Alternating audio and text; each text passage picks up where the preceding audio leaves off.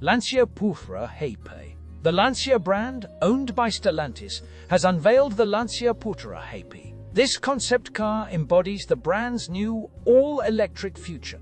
Lancia Pu+Ra HPE is an electric coupe concept whose interior design was developed in collaboration with the famous Italian company Cassina, specializing in the production of luxury designer furniture. As the Lancia Pu+Ra HPE represents the brand's vision for electric vehicles for at least the next decade, its performance is cutting-edge.